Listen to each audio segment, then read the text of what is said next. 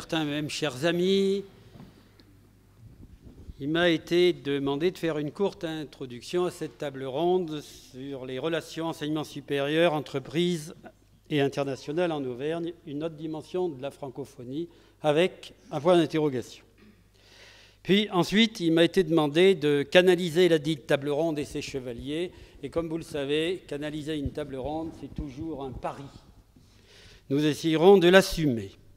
Alors, concernant une introduction brève sur ce qu'est la francophonie, on pourrait parler de la francophonie avec un petit f. Elle concerne l'ensemble des personnes qui utilisent le français comme langue maternelle, langue d'usage, langue administrative, langue d'enseignement ou langue choisie, totalement ou partiellement. Mais il ne faut pas s'en tenir à ça. Je rajouterai, c'est une communauté d'hommes ou de femmes qui ont une approche commune, excusez-moi la répétition, au-delà de la langue, et notamment sur des questions sociétales. Pour faire bref, par exemple, la culture, la politique, la coopération. Et puis, il y a en parallèle la francophonie avec un grand F. Il faut le distinguer parce qu'effectivement, la francophonie avec un grand F, c'est une communauté d'États et de gouvernements totalement ou partiellement francophones, regroupés institutionnellement au sein d'une organisation, l'Organisation internationale de la francophonie, reconnue par l'ONU, avec 75 États, 895 millions de personnes, à ne pas confondre avec les locuteurs. C'est une communauté de 895 millions, mais ce n'est pas 895 millions de personnes qui parlent le français, bien sûr. Et l'ancien secrétaire général de l'ONU, Boutros Ghali, se plaisait à dire « la francophonie appartient aux institutions de troisième type ». Alors, comme j'ai été prof dans un temps passé, je rappelle, il y a les institutions de premier type, c'est les États et les gouvernements. De deuxième type, c'est les grandes organisations internationales, l'ONU, l'UNESCO. Et puis, il existe, et le secrétaire général de l'ONU l'avait fait remarquer, des institutions de troisième type à dimension internationale qui peuvent regrouper des francophones, des russophones, des hispanophones. Et quant à l'Organisation internationale de la francophonie, je voudrais vous rappeler brièvement qu'elle promeut la langue française et la diversité culturelle et linguistique, la paix, la démocratie et les droits de l'homme, l'éducation, la formation, l'enseignement supérieur et la recherche, la coopération au service du développement durable et de la solidarité. Alors, si nous voulons situer cette francophonie, quelques chiffres ont d'ailleurs été cités, dans le monde, c'est 220 millions de locuteurs. Ce qui est important, c'est quand même 60% de moins de 30 ans. C'est près de 100 millions de francophones en Afrique. Le français est la 9e langue la plus parlée dans le monde, mais c'est la seule avec l'anglais qui est parlée sur les 5 continents. Souvent très partiellement, mais qui est parlée sur les 5 continents. C'est la langue officielle, unique ou non, de 32 États. Ça, c'est remarquable. Il ne faut pas l'oublier, c'est un point important. Il faut se rappeler que nous sommes encore membres du Conseil de sécurité à l'ONU. Il faudrait des fois un peu y réfléchir. Et c'est la 2e langue maternelle et la 2e langue étrangère après l'anglais dans l'Union européenne. Après ces quelques chiffres, je voudrais vous faire part de quelques réflexions brèves. Le français appartient à ses usagers qui en sont copropriétaires. Et cette langue, au départ, selon un ministre que je ne citerai pas tout de suite, est le fruit des vagabondages de la France. Une belle expression. La francophonie est le fruit des vagabondages de la France au départ. Ça n'est évidemment plus le cas. D'ailleurs, Tahar Ben-Jelloun précise entre autres, la langue n'appartient à personne en particulier, elle est disponible, malléable, vive, cruelle, magnifique et toujours truffée de mystères. Et d'autres auteurs insistent, j'écris en français pour dire aux Français que je ne suis pas français. C'est un point qui m'apparaît particulièrement important. Alors nous sommes passés d'une défense qui paraissait un peu vieillotte de la langue et de la culture au combat pour la démocratie et l'état de droit par une réunion à Bamako, d'ailleurs en 2000, puis à une reconnaissance du principe de la diversité culturelle par l'UNESCO, au-delà du français. C'est-à-dire, c'est très récent, l'UNESCO a dit oui, on a à faire des efforts pour respecter une forme de diversité que sont les culture des Russes, des Portugais, des Espagnols, des Français, etc. En 2050, on peut penser que 9 francophones de 15 à 29 ans sur 10 seront vraisemblablement africains. On peut penser, je dis, mais je le modère en disant que ce n'est pas absolument sûr, car les prévisions sont un petit peu compliquées. Donc la francophonie, c'est un des laboratoires mondiaux de cette diversité. La francophonie est partagée, elle est multilatérale et elle est co-gérée, enfin, quand elle se passe bien. Et la langue partagée des régions anglophones est une force. Tout le monde le sait. On peut penser qu'il pourrait en être de même pour la langue des francophones en complémentarité avec d'autres. Il n'y a pas ce combat dont on parle de temps en temps, cette vieille lune de dire oui, le français parce que l'anglais, etc. Non, nous sommes dans la diversité linguistique et dans la diversité culturelle. C'est une approche qui est différente. Alors les enseignants et les chercheurs de cette communauté peuvent et doivent jouer un rôle de tout premier plan. Mais ma question est, peut-on faire abstraction de l'importance du rôle de l'économie et du rôle des entreprises dans ce contexte? Ce qui nous amène à notre table ronde. Notre table ronde, c'est-à-dire les relations enseignement supérieur, entreprises et internationales en Auvergne, avec une autre dimension de la francophonie. Et surtout, ce qu'il faut retenir, c'est le point d'interrogation. Les entreprises qui nous ont fait l'amabilité, l'amitié même, d'être avec nous en ce jour de la francophonie sont toutes à l'international. Il en est de même de leurs partenaires de l'enseignement supérieur. Or, la francophonie, par les quelques chiffres que je viens de citer, est à l'international, même si, reconnaissons-le, bon nombre de Français l'ignorent. Ainsi donc, ces entreprises novatrices, petites ou grandes, ferait-elle, comme M. Jourdain, de la francophonie partielle ou totale sans le savoir? C'est une question d'actualité à laquelle nous souhaiterions que chacun des membres de la table ronde réponde en toute liberté. Évidemment. D'ailleurs, je ne vois pas comment on pourrait faire autrement. Chaque binôme ici présent représente un partenariat, entreprise, enseignement supérieur à l'international. Ce que je vous propose, c'est après une brève description de sa démarche conjointe, nous suggérons à chacun des représentants partenaires d'un même projet de nous préciser en quoi un environnement totalement ou partiellement francophone a joué et joue ou non, n'ayons pas peur de le dire, un rôle sur son démarrage et ou sur son développement. En d'autres termes, est-ce que cette autre dimension de la francophonie existe? Et si oui, est-elle un atout dans le cadre d'un développement à l'international? Mais je tiens bien à rajouter qui n'exclut en rien un autre mode d'échange et d'approche dans un pays considéré. Abdou Diouf, le secrétaire général de l'Organisation internationale de la francophonie, a déclaré récemment, c'est très récent, en 2012, « Il n'existe aucune langue majeure qui ne soit liée à des activités économiques. Puisque nous nous préoccupons du rayonnement du français et de son rôle dans le monde, nous ne pouvons pas nous désintéresser de l'économie. » J'ajouterai, il était grand temps. Heureusement, certes, certains chefs d'entreprise, des plus petits aux plus grands, s'en sont préoccupés depuis quand même pas mal de temps. Bref, pour terminer cette partie, j'oserais modestement paraphraser une citation de Charles de Gaulle. Pour les plus anciens d'entre vous, c'est-à-dire que ça élimine les 3/4 de l'auditoire, c'était le 10 septembre 1960, et Charles de Gaulle, dissertant, a parlé de le machin qu'on appelle l'ONU. Je ne sais pas si certains s'en rappellent. Et moi, je dis, quelqu'un osera-t-il nous dire ce truc qu'on appelle la francophonie? Un mot donc de présentation de chaque personnalité présente, avant de leur passer la parole. Alors, de la gauche à droite, mais il n'y a aucune connotation politique, c'est bien évident. Et vous avez la qualité, vous voyez, une qualité remarquable, vous avez la qualité de tous les intervenants qui sont avec nous. Donc le premier binôme intervenant, Gilles Figueiredo, l'EXVA Analytique, et Pierre Chalard, École nationale supérieure de chimie de Clermont. Le deuxième binôme, Sarah Grimaud du groupe Limagrin et Gabriela Sonoa-Sinoquier de VetaGrosSup.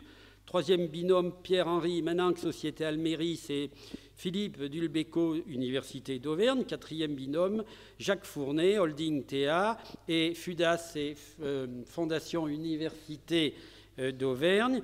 Et Philippe Dulbecco, Université d'Auvergne. Vous voyez que le président de l'Université d'Auvergne se trouve 2 fois.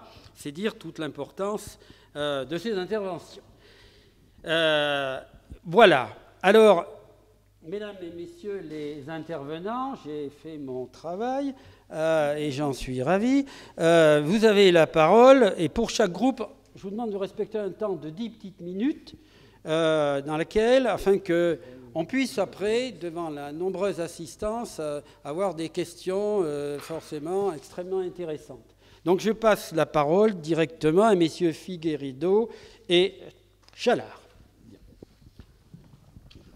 Vous voulez venir ici, vous pouvez rester comme vous voulez, qu'est-ce qui vous convient?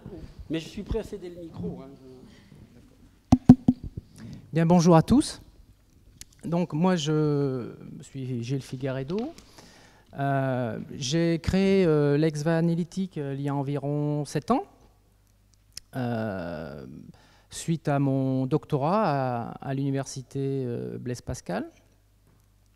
Donc l'Exva Analytique signifie d'abord, que je précise, laboratoire d'analyse des extraits végétaux et des arômes. C'est un laboratoire qui est spécialisé dans l'analyse des extraits végétaux, en général, des huiles essentielles, des parfums, des arômes, en fait, de tous les composés volatiles que l'on trouve dans les extraits végétaux. Donc, nous sommes situés sur le biopôle Clermont-Limagne, donc sur la commune de Saint-Beauzire, en périphérie de Clermont, juste à côté de Limagrin. Lors de la création de l'entreprise, j'ai eu la chance et l'opportunité d'être hébergé dans les locaux de l'université Blaise Pascal, dans un laboratoire en fait de l'école de chimie. Donc j'ai tissé des liens assez étroits avec cette école en général, pour différents projets, projets tutorés avec les étudiants, accueillir des étudiants en stage, etc. Et puis avec M. Chalard en particulier, puisque c'était mon voisin direct. Donc, ouais. Alors vous allez me dire quel est le rapport qu'il y a entre la francophonie et l'Exva Analytique. Alors voilà, j'y viens. En fait, il est historique parce que au moment de la création de l'Exva Analytique, donc le directeur du laboratoire où j'étais hébergé, donc qui était M. Chalcha, est parti à la retraite, n'a pas été remplacé. Je suppose que les hautes instances ont dû décider de la faible importance de ses travaux, puisqu'ils n'ont pas souhaité le remplacer. Et donc, j'ai repris très modestement ses activités de recherche, puisqu'il y avait des étudiants qui étaient donc en thèse à ce moment-là. Et donc, ça me paraissait un peu difficile de les laisser dans le besoin. Et donc j'ai repris ces activités. Alors, M. Chalcha avait tissé des liens très étroits avec de nombreuses universités, anglophones aussi, mais surtout francophones, dans divers pays.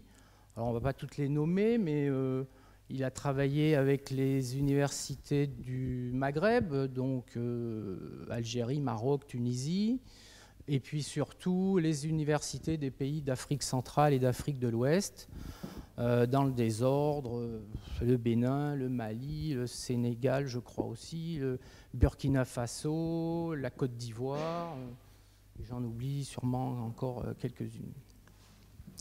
Et donc, tout naturellement, j'ai continué à tisser des liens avec ces étudiants qui sont devenus ensuite enseignants dans ces universités. Et je continue à faire des analyses de recherche dans tous ces pays. Ce qui m'amène aujourd'hui, ce qui nous réunit, c'est en fait le projet qu'on a eu avec donc l'école de chimie, suite à la venue d'un étudiant en thèse au laboratoire, qui étudiait donc des huiles végétales. Et à la fin de sa thèse, il est retourné dans son pays, et donc il y a eu un projet d'installation d'une entreprise dans son pays.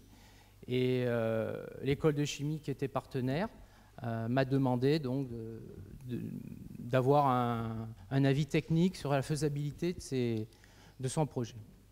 Voilà. Donc je pense que je vais laisser la parole à M. Chalard qui va vous expliquer beaucoup plus en détail les rouages de ce projet. Voilà. Merci Gilles. Mesdames et messieurs, chers collègues, bonsoir. Tout d'abord, vous ne m'en voudrez pas, cher Raymond Philippe, de remercier la cellule francophone, l'espace francophone, de nous permettre d'assister et de participer à cette journée, à cette table ronde. C'est un vrai plaisir. Et je salue donc le président Martel qui nous a accueillis aujourd'hui et hier lors d'un repas convivial. Et je voudrais saluer tout particulièrement le recteur Ndiaye qui nous fait l'amitié d'être là depuis le Sénégal. Et monsieur le recteur, je vous ferai remarquer que le climat auvergnat s'est mis presque au diapason de Dakar aujourd'hui, exceptionnellement pour votre venue. Profitez-en parce que visiblement ça va pas durer. Donc revenons-en un petit peu à ce que M. Figueiredo vous avait présenté dans un premier temps.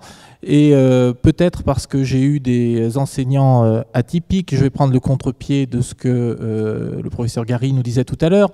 C'est-à-dire que je vais peut-être vous parler du contexte et de la francophonie avant d'en venir au projet. Comme vous l'avez compris, notre équipe de recherche travaille en partie sur les extraits végétaux, notamment pour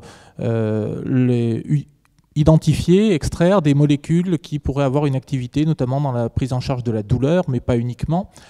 Et ces extraits végétaux ont un fort potentiel en recherche, mais aussi peuvent connaître une forte valorisation. Le président du BECO ici présent, qui possède à la faculté de pharmacie un diplôme universitaire de phytothérapie et d'aromathérapie, ne pourra pas dire l'inverse. Donc ces extraits végétaux ont un fort potentiel de valorisation. Or, au laboratoire, notre action de valorisation du matériel végétal reposait sur des contacts établis depuis longtemps avec des pays francophones et notamment des pays africains, mais pas exclusivement. Monsieur Figueiredo en a parlé tout à l'heure. Alors on parlait de valorisation. La valorisation, elle peut être scientifique, mais elle peut être également économique. On en revient au sujet du jour et de cette table ronde. Je parlais tout à l'heure d'aromathérapie, de phytothérapie. Cela veut dire que derrière, il y a des enjeux pour la santé et des enjeux économiques également. Notre école d'ingénieurs forme donc des étudiants qui après prendront leur place dans l'industrie, puisque plus de 90% d'entre eux font une carrière dans le privé. Donc les relations avec le monde industriel se font d'une façon tout à fait naturelle. Et il existe un organisme qui est la CDFI, la conférence des directeurs d'écoles d'ingénieurs françaises, qui a eu l'idée d'essayer de fédérer un petit peu la formation de ces écoles d'ingénieurs pour créer des entreprises avec certains pays partenaires, et ces pays étaient dans la sphère de la francophonie. Donc ça, c'était dans les années 2005-2006, et l'ancien directeur de l'école de chimie m'avait proposé, puisque je travaillais avec les pays africains, est-ce que vous n'avez pas une idée de valorisation? Donc j'avais proposé à l'époque de monter des unités de distillation d'huile essentielle. Et avec cet exemple-là, ils sont allés frapper aux portes des ministères, et finalement, il y a un programme qui a vu le jour qui s'appelle Entrepreneurs en Afrique. Ce programme, il vise à aider des étudiants, des porteurs de projets en général, à créer leur entreprise. Donc ils sont encadrés pour la création de leur projet, et ils peuvent solliciter une assistance auprès des écoles d'ingénieurs pour une faisabilité scientifique et technique de leur projet. Ça, c'est le fonctionnement normal de ce programme qui existe encore actuellement, qui a vu la réalisation de plusieurs entreprises dans des pays comme le Sénégal, comme le Burkina, et également comme le Congo-Brazzaville, dont je vais vous parler tout de suite. Donc vous l'avez compris, dans notre cas, le porteur de projet et le projet, l'idée du projet émanait plutôt de notre équipe d'enseignants-chercheurs de l'école de chimie que d'un étudiant. Mais nous avions, comme le disait M. Figueiredo, avec nous un étudiant du Congo-Brazzaville, Aristide Nakawa, qui venait juste de soutenir sa thèse. Et donc je lui ai proposé, si ça l'intéressait, d'essayer de voir cette création, la faisabilité de cette création d'unités d'huile essentielle au Congo-Brazzaville. Donc le projet a été retenu par le programme Entrepreneurs en Afrique, et on a pu essayer de valider les différentes huiles essentielles qui peuvent être valorisées dans le pays.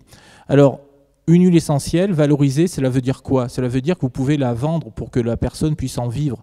D'autant plus que cela conditionne derrière toute une filière d'approvisionnement, toute une filière agricole d'approvisionnement dans cette matière végétale.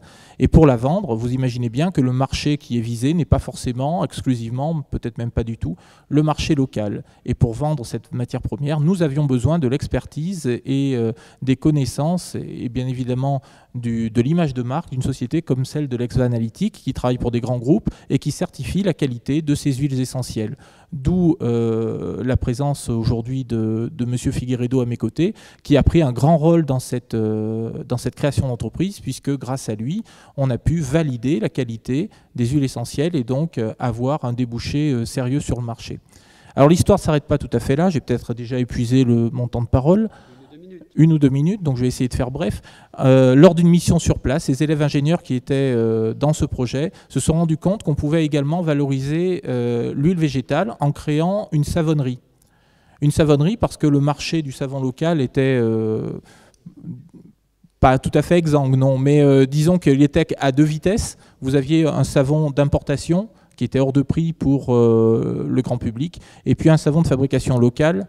Alors je suis désolé, j'ai utilisé un barbarisme de chimie dont le pH était de 14, donc si vous voulez, ça récurait bien, pour faire simple. Et donc voilà, on a proposé avec Aristide Nakawa de créer une savonnerie qui a été créée en 2013 et qui valorise l'huile locale avec un process robuste et adapté au pays, et qui a commencé à faire ses premiers savons. Donc l'an dernier, j'espérais pouvoir vous apporter des échantillons. Malheureusement, le temps a joué contre moi et ils ne me sont pas encore parvenus. Mais ce sont des savons tout à fait au standard de ceux que vous pouvez trouver sur le marché européen, mais qui sont à destination d'un marché local et dans lequel, pour leur vertu par exemple antiseptiques ou bactéricides, on peut également inclure les huiles essentielles dont je parlais tout à l'heure.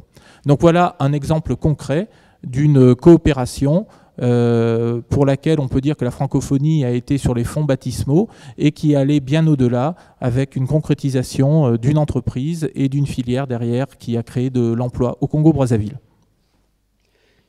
Merci. Alors vous avez noté que là, il y a l'entreprise locale en Afrique, l'entreprise de certification en France et le lien avec l'enseignement supérieur via l'école de chimie. Vous avez dit un mot sur, parce que la question qui se pose toujours, c'est est-ce que cette culture commune de francophone a joué un rôle, ou est-ce que vous auriez pu faire exactement la même démarche au Nigeria ou en Afrique du Sud, par exemple, qui ne sont pas des pays francophones? Est-ce qu'il y aurait eu plus de difficultés Alors oui, bien sûr, on peut imaginer de faire exactement le même type de projet avec d'autres pays. Ce n'est pas exclusif à un pays francophone. Mais par contre, il faut souligner que l'émergence du programme Entrepreneurs en Afrique est basée sur une structuration de ce réseau de la francophonie qui a facilité les choses, facilité les échanges d'étudiants bien évidemment, facilité aussi les contacts entre nous. Je vous donnais l'exemple de M. Nakawa qui était en France donc dans notre laboratoire pour réaliser sa thèse. C'est grâce à une bourse des ambassades de France qui sont très dynamiques, notamment dans les pays francophones. Donc oui, on peut faire la même chose avec d'autres pays, c'est certain, mais là, la francophonie a été un véritable vecteur, un catalyseur, on va utiliser une autre expression chimique, un catalyseur pour la réussite de ce projet. Merci. Si vous voulez, après, si vous avez des questions, on les groupera. Je vais passer maintenant la parole à Madame Sarah Grimaud et Madame Gabriela Sonea-Sinoké pour nous parler des projets. Alors, les projets Limagrin, Vetagrosup. Limagrin, tout le monde connaît les Limagrins ici, et son fort développement. Et sans doute, on va nous dire quelques mots sur son développement au Brésil. Et c'est vrai que là, certains trublions dans l'assistance pourraient penser que le Brésil, c'est quand même pas le pays le plus francophone que l'on puisse trouver, mais on va sûrement nous donner des justificatifs. Mesdames, vous avez la parole. On va essayer en tout cas. Bonsoir, bonjour à tous. Donc moi, je suis responsable du développement des ressources humaines pour le groupe Limagrin. Juste pour vous rappeler quelques faits, le groupe Limagrin, c'est un groupe coopératif agricole. Donc on produit des semences de grande culture, des semences potagères. Le groupe Limagrin fait aussi un petit peu de boulangerie, pâtisserie et des ingrédients céréaliers et des produits de jardin. effectivement. Le groupe Limagrain, aujourd'hui, c'est 8200 personnes dans le monde, dans des pays plus ou moins francophones. Et le pays qui nous intéresse plus particulièrement aujourd'hui, c'est le Brésil, puisqu'on va vous parler d'un projet sur lequel on travaille actuellement avec donc Vetagrosup et le Press dans le cadre de notre développement au Brésil. Donc le Brésil aujourd'hui, c'est pour nous, enfin pour Limagrain, c'est près de 200 employés. On travaille sur quasiment tous nos secteurs d'activité au Brésil. Il faut savoir que le Brésil, c'est quand même le 5e producteur agricole mondial. Donc pour nous, c'est un pays qui est à fort développement, en tout cas un pays de forte importance pour le développement de notre groupe. Et dans le cadre de ce développement, donc on a vu la nécessité assez rapidement de travailler avec les universités les plus prestigieuses du Brésil pour attirer des talents et pour former de jeunes étudiants pour pouvoir ensuite les intégrer au sein de notre groupe. Donc, l'idée de ce projet, c'est un projet qui est en cours de construction aujourd'hui, c'est réellement de travailler avec les universités, en partenariat donc avec le Press Vetagrosup, de travailler avec des universités sur place pour nous permettre d'identifier des étudiants qui ont le potentiel de venir travailler, d'abord d'être formés à l'anglais, au français, pardon. C'est un mauvais lapsus. Lapsus révélateur. Pardon. Donc d'être formé d'abord au français et puis ensuite d'intégrer des formations en fonction des besoins, mais des formations dans la région Auvergne, d'être formé ensuite à nos métiers au sein de notre groupe dans la région Auvergne, pour repartir par la suite au Brésil et intégrer éventuellement nos structures au Brésil sur des postes identifiés. Donc actuellement, on est en cours d'identification de nos besoins en termes de postes sur le Brésil dans les années à venir, pour pouvoir les communiquer par la suite donc à l'UNESP, puisqu'on travaille avec... le Press en a parlé tout à l'heure, Anne en a parlé tout à l'heure, pardon. On travaille donc aujourd'hui avec l'UNESP. L'idée, c'est de leur communiquer nos besoins pour qu'eux identifient des étudiants susceptibles d'être intéressés par le groupe aussi, puisque c'est pas Limagrain n'est pas forcément connu de la même façon dans tous les pays, dans toutes les régions.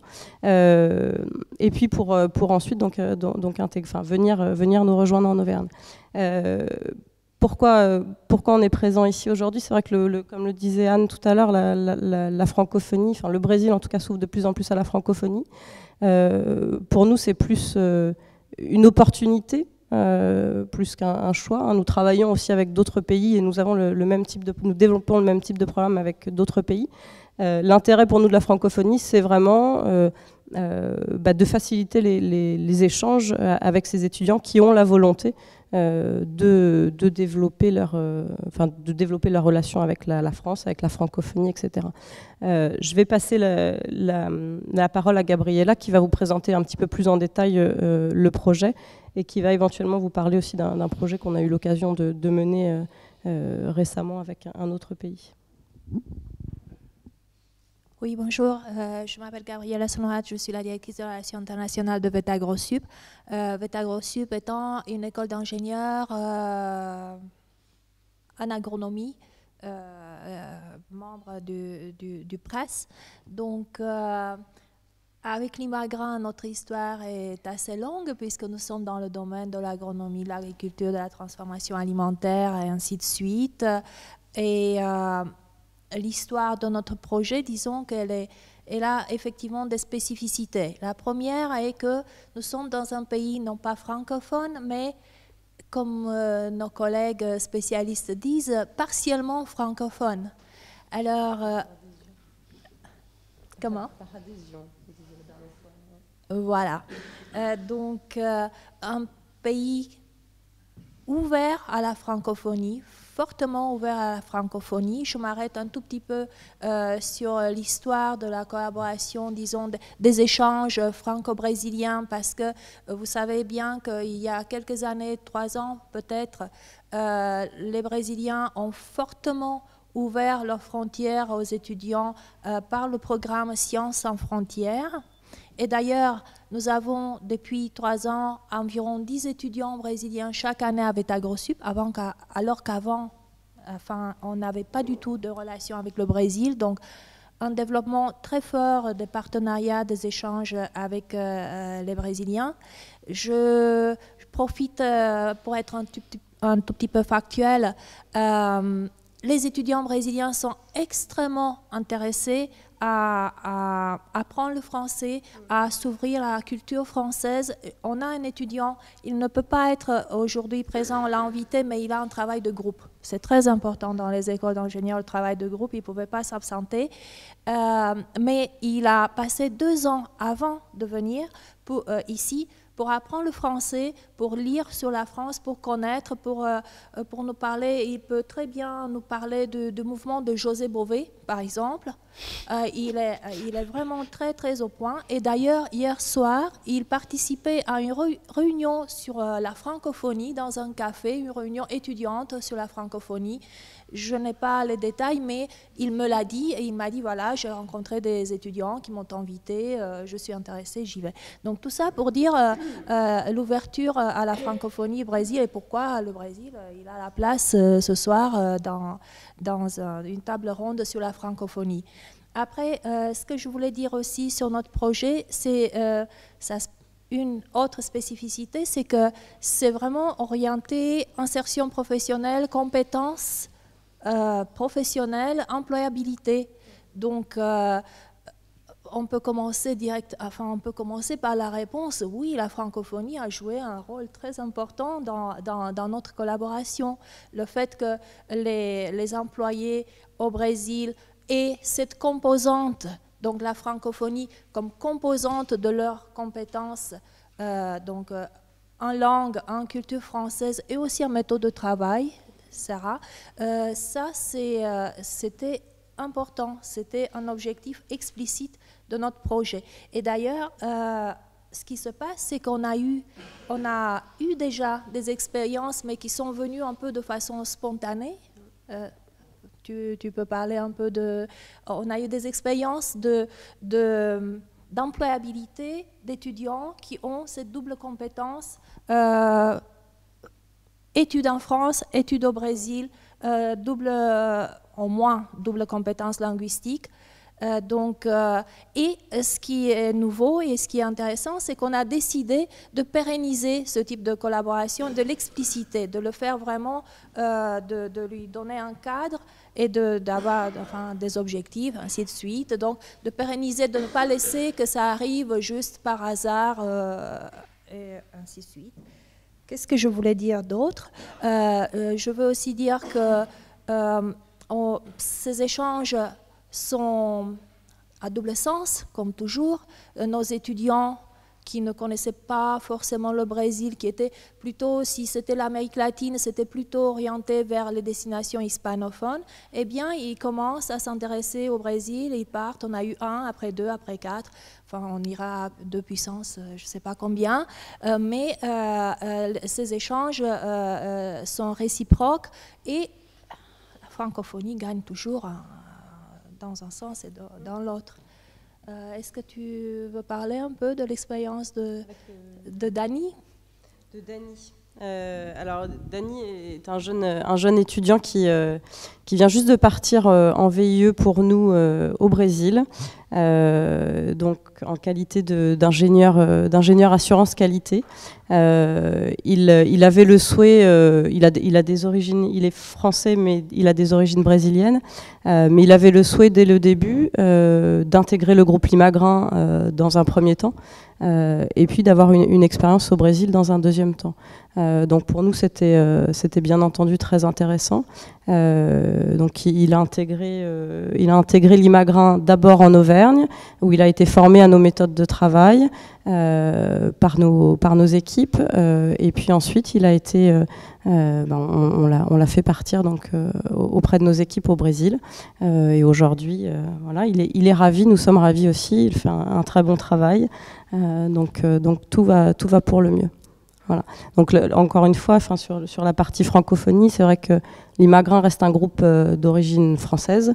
Beaucoup de nos dirigeants, de nos managers parlent principalement français, un peu d'anglais. J'ai fait un mauvais lapsus tout à l'heure, mais le français reste notre langue de travail principale.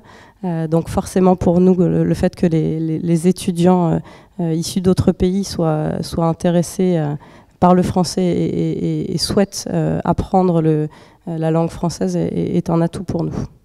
Voilà. Merci. Peut-être votre langue de travail avec vos collègues brésiliens, c'est quelle langue? Un peu de français, un peu d'anglais. Pardon? Un peu de français, un peu d'anglais. Un peu de français, un peu d'anglais. C'est bien ce que je ne parle pas le portugais. C'est une approche intéressante. Enfin, si on se place du point de vue de l'Auvergne, par exemple, en pensant qu'un groupe international comme l'Imagrin, par son souhait de développement, qui est un souhait tout à fait entrepreneurial, peut, par exemple, je pense que le président d'Ulbeco serait de mon avis, peut ramener des étudiants qui, alors que ce soit dans le cadre de la francophonie ou de l'anglophonie ou autre, etc., la démarche de l'entreprise auprès d'un pays très important comme le Brésil, fait que vous nous apprenez qu'un certain nombre d'étudiants qui ne venaient pas en Auvergne spécifiquement se tournent vers les universités qui sont voisins de la multinationale considérée et reviennent là. Je pense que ça, c'est un point qui me paraît aussi très positif. Mais, et dans l'autre sens, pour la mobilité, il va de soi. Il va de soi. Donc maintenant, je vais passer la parole à M. Pierre-Henri Maninck et M. Philippe d'Ulbeco, s'ils en sont d'accord. Ils vont nous parler de la société Alméris, nous en dire quelques mots, société importante aussi. Ils vont sans doute nous parler de la FUDA, de la Fondation Université d'Auvergne et de l'Université d'Auvergne, puisque là, nous avons même la chance d'avoir le président de cette université. Messieurs, vous avez la parole. Et tout sera retenu contre vous, bien évidemment. Bonjour à tous. Donc, d'abord, merci de nous accueillir sur cette journée. Je suis assez fier de pouvoir parler d'Alméris et de ce qu'on fait dans ce monde de la francophonie. J'ai bien compris que la francophonie, c'était pas que la France. On avait déjà compris que l'Auvergne, c'était pas que l'Auvergne non plus. Quand on va à Paris, on s'aperçoit qu'il y a eu une capacité d'adoption un peu plus large que le simple territoire. Et aujourd'hui, on pense que ce territoire de la francophonie, on pourra encore repousser les frontières et s'en servir pour développer Alméris. Donc je ne sais pas si vous connaissez bien ce que fait Alméris. C'est une PME qui a été créée ici à Clermont-Ferrand dans les années 2000. Donc on a un peu plus de près de 13 ans de vie aujourd'hui. On travaille dans des sujets qui touchent la vie personnelle de chacun, la sécurité, la confiance numérique, la protection de données personnelles. On travaille sur des processus de dématérialisation de données qui vont toucher le quotidien des gens, notamment dans le domaine de la santé, de la e-santé. Et pour certains d'entre vous, peut-être vous connaissez Alméris à travers le rôle que l'on joue auprès d'assureurs, de mutuelles, dans le domaine de la santé. Exporter ce savoir-faire et l'apporter à l'international, c'était pas quelque chose de facile. On ne pouvait pas prendre un produit qui est fait ici, en Auvergne, en France, et venir le transporter dans un autre pays et le vendre. On est trop près de la culture des gens et trop près de leurs besoins. Donc ça a été quand même beaucoup plus facile. Alors c'est pas forcément une démarche au départ très réfléchie, c'est aussi opportuniste. Il faut quand même saisir des fois les occasions qui nous sont données. On a eu l'occasion de faire des rencontres, de pouvoir présenter ce que l'on faisait et là-dessus il faut reconnaître que le fait de parler une même langue c'est quand même plus facile, même si on peut avoir des réunions de pilotage de projet en anglais. On s'aperçoit que souvent ce type d'assemblée reste un peu généraliste et quand il faut vraiment rentrer dans l'intimité du fonctionnement des personnes, on a besoin de pouvoir utiliser un peu toutes les subtilités de la langue et de pouvoir relancer souvent. Donc moi je ne suis pas un exemple d'anglophones. Je dis que je suis pas... Je préfère parler français, donc ça nous a permis de travailler sur des pays plutôt francophones. Et le premier exemple de notre développement, ça a été le Sénégal. Donc je suis en plus aujourd'hui très flatté d'avoir pu échanger avec monsieur le recteur. On est allé au Sénégal, je crois que c'était en 2009, et en allant au Sénégal en 2009, j'ai eu l'occasion d'aller visiter donc, des professionnels de santé, aller visiter des cliniques, aller visiter une pharmacie. Et la première pharmacie que j'ai visitée, une pharmacienne m'expliquait son métier, donc on avait besoin vraiment de rentrer dans le détail, comment ça fonctionne, de ce que font les gens. Et quand elle m'a montré les médicaments, j'ai dit, bon ben voilà, qu'est-ce qui se passe? Les médicaments, c'est les mêmes qu'en France. Elle a pris une boîte au hasard dans sa pharmacie, et la boîte qu'elle a pris, je regarde, et je lis « Fabriqué à Cournon d'Auvergne ». Je dis c'est un signe, c'est pas possible. Si on trouve des médicaments fabriqués en Auvergne dans une pharmacie à Dakar, on doit pouvoir aussi apporter des processus de tiers payants à Dakar. Et on a pu vraiment travailler avec les personnels locaux pour développer et mettre en place un projet qui aujourd'hui est opérant là-bas et qui demain, on l'espère, va devenir peut-être un des piliers d'un projet phare de l'État sénégalais autour de la couverture maladie universelle. Du moins, hein, aujourd'hui, on va essayer de se battre pour essayer d'apporter ces outils, donc, qui sont ceux que vous connaissez en France, assez proches du système Sésame Vital, être capable de les implanter au Sénégal et de développer ces technologies et ces services au Sénégal. Le deuxième pays où on a eu à développer nos activités, ça a été le Canada, et plus particulièrement le Québec. Et là, c'était sur un autre domaine, c'est sur le domaine de ce qu'on appelle la confiance numérique. On a démarré là plus récemment une activité où on fournit une identité numérique à tous les citoyens de la ville de Québec. Et chaque citoyen, aujourd'hui, dispose d'un espace sécurisé où il peut déposer ses documents. On parle de coffre-fort électronique. C'était la première brique d'un projet où aujourd'hui, on va continuer sur ces sujets de confiance numérique et travailler sur un tas de procédures de dématérialisation, de téléprocédures entre la ville et les citoyens, mais aussi entre les entreprises de la ville et la ville et les citoyens entre eux. Le système est en train de se mettre en place. Le début a été un peu difficile et aujourd'hui, on repart et on espère que le succès va être au rendez-vous. Et la réflexion que je me faisais sur ce travail qu'on fait au Canada, on parlait de culture. Est-ce qu'il y a une culture francophone? Je crois qu'on a eu l'occasion d'en parler. Autant quand je suis au Sénégal, on sent certains héritages de la culture française ou du fonctionnement français. Quand on est au Canada, c'est pas du tout le cas. On a certainement un point commun autour de la langue, mais en termes de culture, on n'a pas du tout la même. Et on est vraiment dans une culture plus nord-américaine.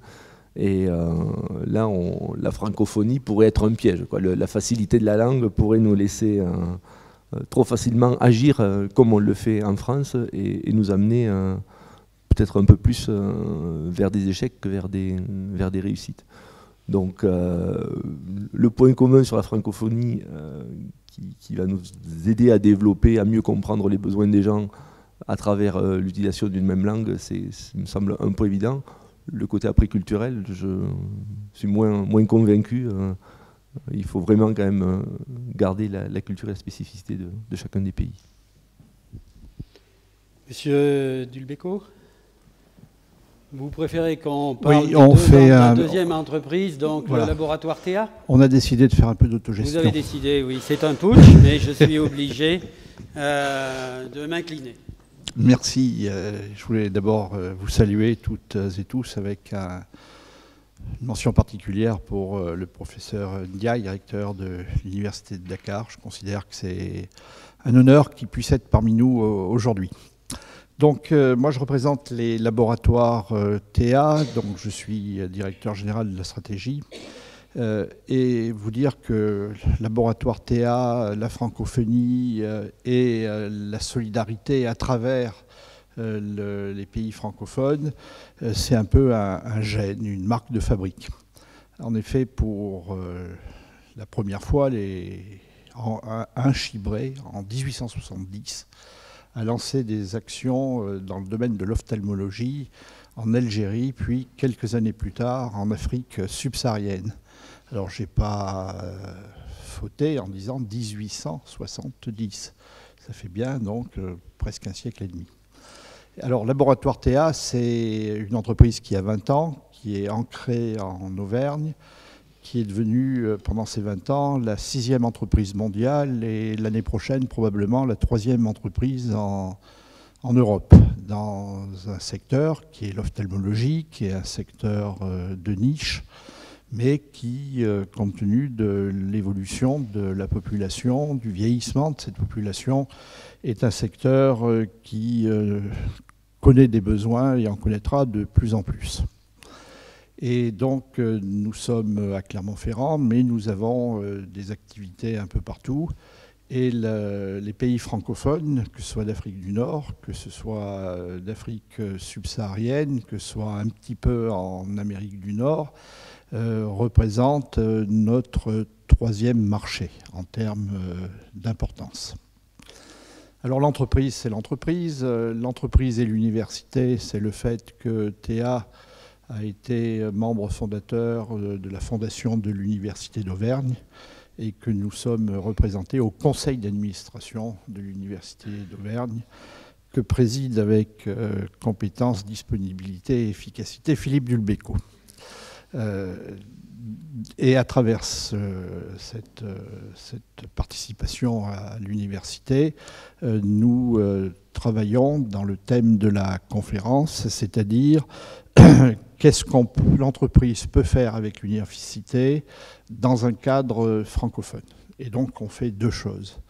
La première, c'est le fait qu'à travers la fondation de l'Université d'Auvergne qui porte le projet, avec le laboratoire MSD, qui est le laboratoire américain, on a mis en place un système de développement solidaire, doté d'une somme qui n'est pas négligeable, provenant de l'État, provenant de laboratoire Théa, provenant de MSD et provenant partiellement de la fondation, c'est-à-dire de l'ordre de 150 000 €, pour accueillir à Clermont-Ferrand un certain nombre de médecins, je ne parle pas d'étudiants, je dis bien de médecins, pour approfondir leurs connaissances en matière d'ophtalmologie avant de retourner dans leur pays. On n'a pas voulu que ce soit des personnes qui viennent, qui se forment de manière complémentaire et qui restent ici. Elles doivent retourner dans leur pays. Le seul engagement purement moral d'ailleurs de leur part, mais on y croit, c'est de participer à un certain nombre d'opérations qu'on peut mener, que les laboratoires Théa ou MSD peuvent mener dans ces pays. Alors les pays, à la date d'aujourd'hui, c'est le Mali, c'est le Bénin et c'est le Burkina Faso. Alors est-ce qu'on renouvellera la convention? Est-ce qu'on renouvellera l'opération l'année prochaine? On verra ça en fonction des circonstances. Mais enfin, on est très heureux d'avoir pu mettre sur pied cette opération qui associe des professionnels, qui associe l'université et le CHU et qui a pour objet d'améliorer la pratique médicale dans un certain nombre de pays, au cas précis, un certain nombre de pays africains. Deuxième volet de ce travail de coopération, c'est la création d'une fondation, la fondation d'entreprise Théa, qui a pour objectif de prolonger ce qu'ont fait les ancêtres de la famille Chibré en créant une fondation qui est d'ailleurs présidée par le docteur Resnikov, qui était président de l'Institut d'ophtalmologie de Dakar, qui donc connaît très bien tout ce monde-là. Et nous avons fait, au titre de... avant cette fondation, mais ça sera repris par cette fondation, une opération liée au problème de la cécité.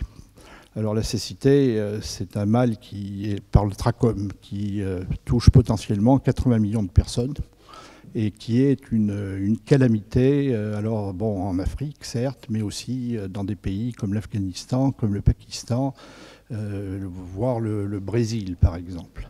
Et donc, à ce titre-là, nous avons mené une opération au Nord Cameroun qui nous a permis de faire passer la prévalence du trachome, qui rend aveugle, de 60% à moins de 10% en 3 ans, en mettant à la disposition, évidemment, des produits et des praticiens. Et là, la francophonie a joué un rôle extrêmement important, dans la mesure où, pour se faire comprendre d'une population, il vaut mieux parler la même langue. C'est quand même infiniment plus facile. Et en plus, on a trouvé bien plus facilement qu'ailleurs des professionnels, infirmières, aides-soignantes, médecins même, qui ont accepté de servir de relais. Et donc, cet aspect francophone, à la fois à travers cette opération Trachome, mais à travers aussi l'opération que j'évoquais avec la Fondation de l'Université d'Auvergne sur le développement solidaire, la francophonie a été l'élément fondamental de notre engagement, par facilité et par culture historique, et parce qu'on croit simplement que c'est plus efficace comme ça. Voilà. Merci, Monsieur le Président. Écoutez, je vais essayer d'être le trait d'union entre nous, hein, entre vous. Je m'associe aux remerciements et je remercie le recteur de nous honorer de sa présence. Il va de soi que cette manifestation n'aurait pas du tout la même ampleur sans votre présence. Merci. Je ne sais pas si la francophonie est un truc, mais sans vouloir caricaturer, la francophonie est peut-être c'est peut-être paradoxalement les Français qui défendent le moins la francophonie. On a une image de la francophonie, alors évidemment pas nous ici, parce que si nous sommes réunis, c'est que nous y trouvons un intérêt, qui est quelquefois caricatural. Dans le domaine de l'enseignement supérieur, depuis des années, on nous dit qu'en réalité, le bon vecteur de communication, c'est évidemment l'anglais. Les pays avec lesquels il faut travailler sont évidemment anglophones. Et quand on se risque à des projets de collaboration scientifique avec des pays francophones, c'est toujours un peu suspect. Ça fait un peu rente de situation, ça fait un peu voyage pour universitaires qui n'ont décidément pas compris comment le monde évolue. Dans le domaine des entreprises, alors je ne suis pas le mieux placé pour en parler, mais il se trouve qu'avant d'être président d'université, j'ai un peu travaillé avec l'Afrique. Il y a quand même cette vieille idée de France-Afrique quand même, quoi. Hein, quand les entreprises françaises investissent, sont présentes en Afrique, francophone, dans le Maghreb, il y a quand même toujours ces relents.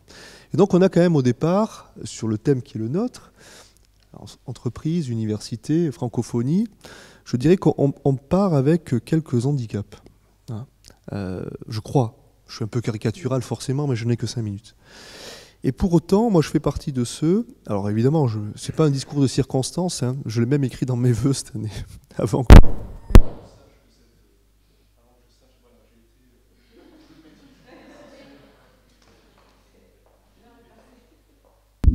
Heureusement, il y a un micro de secours, tant pis pour vous. Vous serez obligé de m'écouter jusqu'au bout.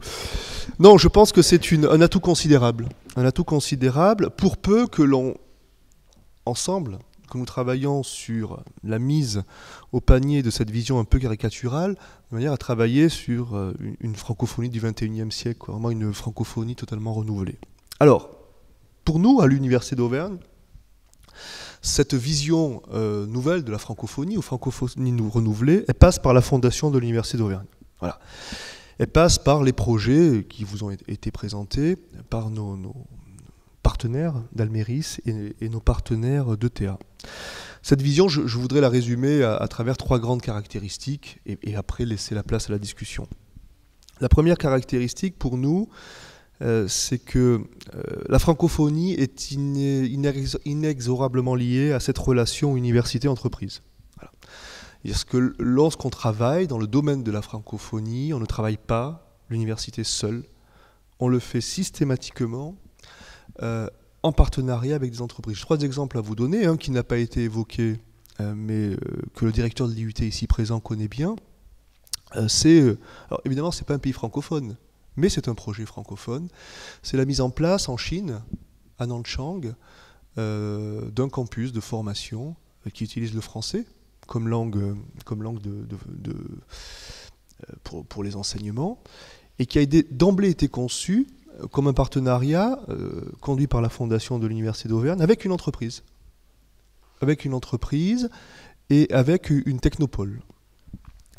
Quand nous travaillons avec les laboratoires TA sur le projet de développement solidaire que vous avez évoqué, Jacques, il ne nous serait pas venu un instant à l'esprit d'attaquer ce projet sans que d'emblée nous ayons cette relation. Donc le premier élément, c'est que nous, enfin c'est notre vision des choses, nous attaquons le domaine, les projets, en n'étant jamais seul, l'université, mais en le faisant d'emblée avec des partenariats d'entreprise. Le deuxième élément, c'est que nous, on est un peu en désaccord, chers collègues, pour nous, la francophonie se conçoit de manière symétrique. Je m'explique. L'idée pour nous, c'est pas... je sais bien que ce n'était pas votre idée, mais l'idée, c'est surtout pas pour nous de développer des projets francophones en ayant l'idée que ça va ramener des étudiants en Auvergne. Ça nous intéresse assez peu, à vrai dire, cette question-là. Ce qui nous intéresse, au contraire, symétrie, c'est d'avoir des partenaires qui permettent à nos étudiants, de leur offrir la possibilité d'aller en Chine, au Burkina, au Sénégal ou autre. C'est-à-dire la possibilité de dire aux étudiants auvergnats et aux autres, si vous venez faire vos études chez nous, grâce au projet développé par la Fondation, vous allez pouvoir effectuer une partie de votre scolarité au Brésil. Alors on n'est pas au Brésil, mais idéalement, voilà, au Brésil, en Chine, en Afrique, dans le Maghreb, auprès de partenaires, et la boucle est bouclée, qui vous offriront non seulement de bonnes conditions de formation, mais auprès desquels vous trouverez aussi des entreprises liées qui vous permettront d'effectuer vos stages, d'avoir une immersion pas seulement universitaire, mais l'immersion de futurs professionnels. Donc vous voyez que les deux critères sont liés. Et puis le troisième critère, c'est la durabilité, voilà, de ces affaires. C'est-à-dire que nous pensons évidemment, c'est des choses un peu triviales, que ce type de partenariat se fait dans un contexte un peu historique, privilégié. Et là, la dimension francophone, elle est extrêmement importante. Je pense que pour construire dans la durée, il faut quand même partager des valeurs culturelles, linguistiques. Et de ce point de vue-là, la francophonie, et on le voit, est un levier très facilitateur. C'est beaucoup plus facile de mettre en place un partenariat en Auvergne avec l'entreprise Almeris et développer une chaire sur la confiance numérique, et demain, c'est l'idée, la généraliser avec un partenaire, lorsqu'il y a je rejoins ce que vous disiez, lorsqu'il y a la dimension linguistique commune, beaucoup plus facile de travailler dans la durée et pas sur des coup par coup, lorsqu'il y a ces dimensions très, très largement partagées. Bon, voilà, c'était déjà trop long, donc au fond, la francophonie, c'est pas un truc. Ça pourrait être un truc, ça ne l'est pas pour nous. C'est un atout, c'est une chance, et c'est une chance que nous saisissons grâce au projet conduit Monsieur le Président de la Fondation de l'Université d'Auvergne et chers partenaires, des projets donc qui sont mis en œuvre par la Fondation de l'Université d'Auvergne, qui est notre principal instrument. Voilà. Merci. Mesdames, Messieurs, nous sommes pratiquement dans les délais, donc je me retourne vers la salle. Et y a-t-il des questions à destination des intervenants de notre table ronde? Oui, Jean-Claude Méral. Il faut lui passer un micro. Un micro qui marche. Je rappelle M. Jean-Claude Méral, qui était vice-président du Conseil régional et président du Conseil général de l'Allier. Oui, je vous remercie pour vos interventions. Je trouve qu'une journée comme celle-ci est extrêmement importante pour notre région et au plan national. Et je partage tout à fait l'idée que les Français, par rapport aux autres pays de la francophonie, les Français ne perçoivent pas, ne sont pas les meilleurs vecteurs, je veux dire, de la francophonie. Mais s'ils sont dans cette situation, c'est parce que les politiques, j'en suis un, globalement au plan national, voire les élites, mais je mets des guillemets, j'aime pas tellement le terme, ne sont pas porteurs de la francophonie. Il y a un rapport parlementaire, je vous recommande de lire ce rapport parlementaire, il est extrêmement intéressant et porteur, je veux dire, d'une vision de la francophonie et d'une vision nationale. Je prends qu'une proposition qui est faite dans ce rapport. Ce rapport fait le parallèle avec le Commonwealth. Et il dit pourquoi ne pas mettre en place une sorte de Commonwealth de la francophonie avec les pays qui ont la langue officielle française. Il faut souligner, et Raymond-Philippe Gary le disait tout à l'heure, il y a 32 pays. Le français, la langue officielle, il y a l'anglais, la langue officielle dans plus de pays, mais le français, la langue officielle dans 32 pays. Donc il y a des propositions extrêmement intéressantes là-dessus.